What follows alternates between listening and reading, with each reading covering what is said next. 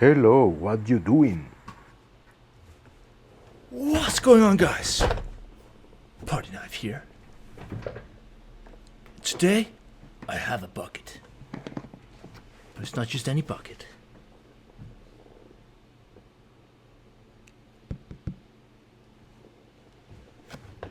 A bucket. But not just any bucket. No, not just any bucket. What I have here in my hands is a bucket full of fricadelles. That's right. I have a bucket full of freaking fricadelles. Pew, pew, pew, pew. And I think we both know what that means. Your argument is invalid. What? What? What? What? What? What? What? What? What? What? What up, guys? Party Knife here. We're back in business. Back in Vermintide. Now, you're wondering why I'm wearing my headset like this? It's to prevent laser coming out my eyes. But, on a serious note, today we're gonna do the legend challenges you guys have been asking for this video. I have already recorded all 13, or the tips for all 13, but I felt like it was gonna be too long and too heavy of a video without cutting like the subjects too short, right? So for that reason, it's gonna be a 3-part series. We're doing the first 4 today, Act 4, Act 1, 2. The 4 maps in Act 1.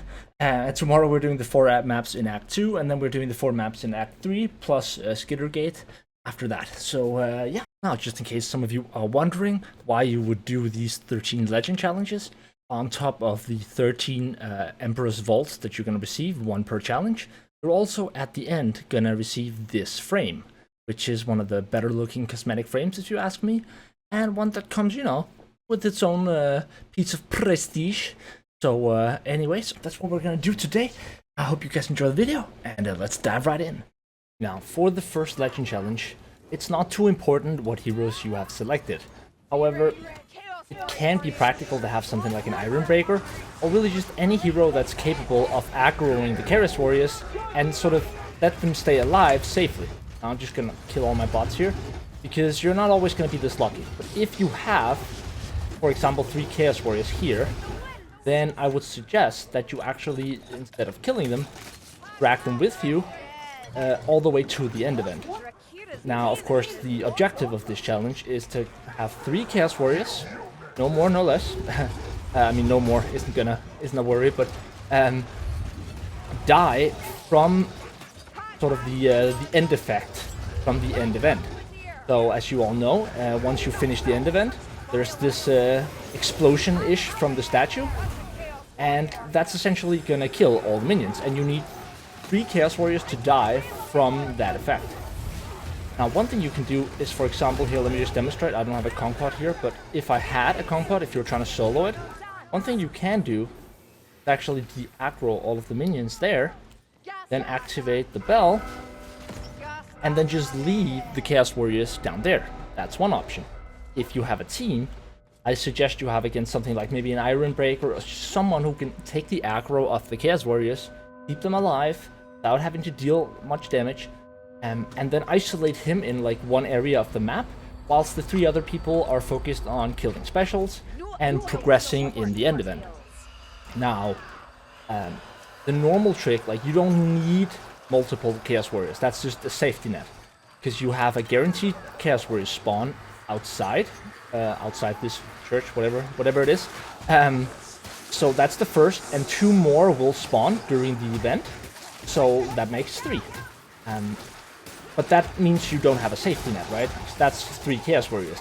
So if you can get something like a safety of some sorts, then do so. That's gonna make it a lot easier, because it's not unrealistic to assume that one of the Chaos Warriors is gonna die for whatever reason at a certain point. And there's really no downside to having an extra. It's no harder to dodge 4 Chaos Warriors around than it is to dodge 3 Chaos Warriors around. So again, you might as well. Of course, now we're going to aggro them again here. But really, there's not too much to this challenge. It's fairly doable. You really just need to clear minions whilst being careful with the Chaos Warriors, which isn't too hard, since Chaos Warriors have a lot of HP and are heavily armored. So it's really not too much of an issue. If you're trying to solo again, then I definitely suggest getting a Shade or a Handmaiden, de-aggroing the Chaos Warriors, and just finishing the event as you would otherwise, whilst the Chaos Warriors are de-aggroed down here. And that's pretty much all there is to finishing this event.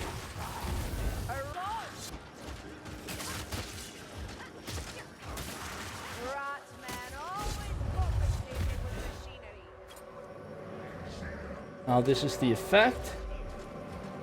Here we have a bunch of Chaos Warriors here. Boom!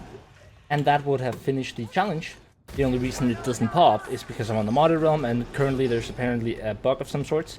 And the way Tryhard fixed it was simply by sort of removing challenges completely from the modded realm. So that's the only way, the only reason you're not seeing the pop-up appear in chat. Coming up, we have what is probably one of, if not the hardest of all the legend challenges, and also the one I can probably help you the least with, unfortunately, because there's really not much you can do. There are a couple of things you can do to optimize your chances. Let's say it all starts with the lineup. So when you're trying to do this challenge, of course, the goal is to stay inside that circle right there for 120 seconds straight, consecutively, right, without any breaks. So no one can leave the circle for a full 2 minutes. Now, I'd say step 1, composition. You want heroes like, for example, the Ironbreaker. You want crowd control. You want heroes that can take out elites, but also stay alive. The Handmaiden is great simply because of the stamina regeneration aura. You need to keep in mind that the pool here, it drains your stamina.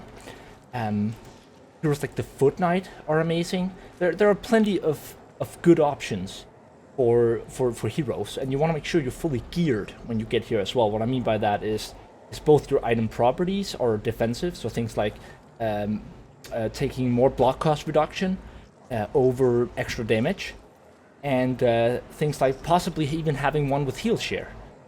That's totally an option, or a potion share, things like that. Those are the little factors that are gonna help you actually survive for 2 minutes. Now you want to avoid jumping. I'm not sure if it's still like this, but it at least used to be that jumping actually cancelled the cycle, thus restarting the 120 seconds. You can die or fall, so to speak, and get rest without breaking the cycle. And it's also important that you actually want to be as aggressive as possible for as long as possible. You want to clear everything out so you don't get overwhelmed. Positioning might not seem like a factor, but it actually is to a certain extent. Like, not as much, but if you have an Ironbreaker, for example, who has an ulti that should definitely be off cooldown for the Chaos Warrior wave, you want to make sure of that. But if he ultis in the middle, right, then the rest of us are going to be none the wiser, right? Because all of the attacks are going to hit us in the face anyways. So if you're the Ironbreaker and you're using your ulti, you might want to move out to the side, for example. Of course, there are things like assassins and stranglers, but really, if you can't deal with them, let them come to you, let them hit someone, let them grab, and then help your teammate. It's really all about the synergy between the four of you, and there's no easy way here. You have to be committed. What I mean by that is you have to be willing to take the challenge over the potential of losing the game. You need to be willing to possibly drop the whole game simply for getting the challenge. That's pretty much about it. There's actually not that much more to it. As you can see here, as soon as I go in here, it starts draining my stamina, right? But because I'm playing the Handmaiden and I have stamina regeneration plus the aura, I can actually keep my stamina up fairly easily. But the same can't be said for everyone else. So heroes like the Foot Knight is amazing. Even the Mercenary Cooper with his Resurrection ulti, because you're not always going to have the space you need to rest people. Even the Battle Wizard, if the Battle Wizard knows what she's doing, playing it really, really safe, but simply due to the crowd control she can give you with a Conflag Staff, that can be worth it. But you want to avoid heroes like Bounty Hunter, Waystalker, all of those. You really want to avoid those, if possible. The Zealot, absolutely amazing for things like this. And really, staying alive is more important, right? So if you have to just dodge in a circle, that's what you do. Make every second count. And the tough part about a challenge like this is that it only, like, you can't carry it, right? There's no way to carry it, because it's on everyone equally. So find a consistent team, possibly go on Discord, And yeah, then you should be able to do it. Now, we're at the end of Hunger in the Darks. There's essentially two ways you can complete this challenge. An easy way and a hard way. Sure, you could sort of prepare your whole team all the way up at the door, ring the bell, have a shade with the pong pot, and hope to God that you can actually burst him down in 15 seconds from the moment that you ring the bell. The problem with that is the troll's animations. If not for that, it would be easy, but the troll is undamageable, immortal essentially, during its animations. So when you get it to half HP, there's an animation to get down, then you deal all the damage, then there's an animation to get back up, and then you can finish off the troll. And it can actually be really hard to make that sort of successfully do that in 15 seconds, and a tiny mistake, and you're gonna fuck it up. But there's also an easy way that I can't entirely showcase you here because I'm playing with bots, and this requires a minimum of 2 people. But essentially you can kill the troll in 6 to 7 seconds, really consistently. So the reason I'm walking up here, because this is actually a one-man job. Your whole team, regardless of how many are alive, there has to be at least, as I said, one more alive other than you. And your whole team has to be positioned right here at this door before you ring the bell, right? We're gonna spawn some 𝒮𝔞𝔤𝔢𝔯𝒮𝔮𝔲𝔞𝔤𝔄𝔄𝔄 These are my teammates, okay? So my teammates are right there. My teammates are, right here. And meanwhile, they're all standing up there and waiting, right? And you never left this area down here. And you want to be low HP. I'll explain why momentarily. That's low enough. Essentially, you want to be one troll attack away from death. Now, here is what should happen, or would happen if I actually had a teammate, right? Your whole team is positioned up there. Again, doesn't matter if it's 1, 2, or 3 people, as long as it's everyone who's alive. You ring the bell, and immediately you shoot at the troll to aggro the troll, and your team makes sure that they don't aggro the troll. They don't touch the troll, only you attack the troll, and you obtain the aggro. Now, as soon as you obtain the aggro, you essentially move, roughly speaking, to here. Roughly speaking. The important bit is just that you're somewhere in this drop zone of the bridge. Because what's going to happen is, once the troll kills you, so you're essentially just going to run up here and let the troll one-shot you. And what that does is the moment you die, end event triggers, right? Because when you have 4 players up there, when the whole team is up there, this bridge is going to drop. And because this bridge, the only reason it didn't do that before is because we haven't rung the bell yet. So once the bell has been rung and the whole team is at that door, this bridge will automatically collapse so you can win the map. So what it does is essentially you lure the troll here, you let the troll kill you, thus instantaneously triggering the doors opening and the collapsing of the bridge, thus instantaneously killing the troll. And it should look... spawner. Should look something like this. You wanna avoid staggering the troll.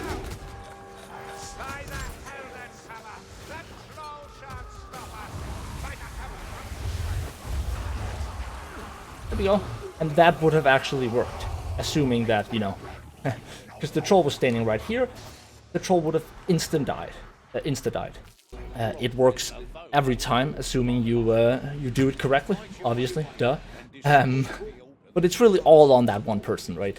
So the best your team can do is make sure that nothing accidentally hits you in your back too early, so sort of covering your back while you aggro the troll, and that should work really consistently. So up next we have one of the really easy ones on Halescourge. Now you can actually solo this if you want to, but it's fairly straightforward even with a team. Now what you need to have happen is essentially that the tornado that Nurgle he spawns has to pick up a total of 15 enemy minions, and that's it. The only real obstacle in your way is the fact that the timing at which he spawns said tornado doesn't always sort of correlate with when you have minion spawns available. So honestly, the easiest way to do this in first try, if you ask me, is whenever you're running with your next quickplay team, You essentially, before you enter the boss arena, just wait for the next horde to spawn, or gather some ambient minions, so that you have the initial 15 minions with you, and thus it's pretty much guaranteed that on the first tornado, it's gonna grab 15. Not sure if I actually went too far here, so that horde is not gonna spawn.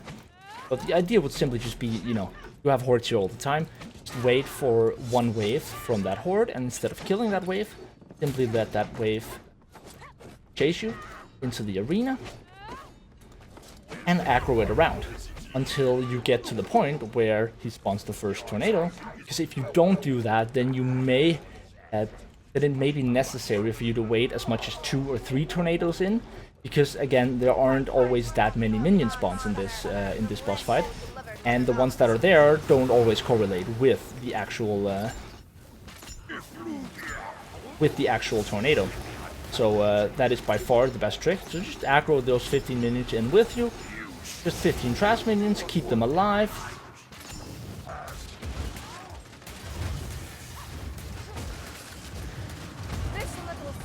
That is the tornado we're talking about.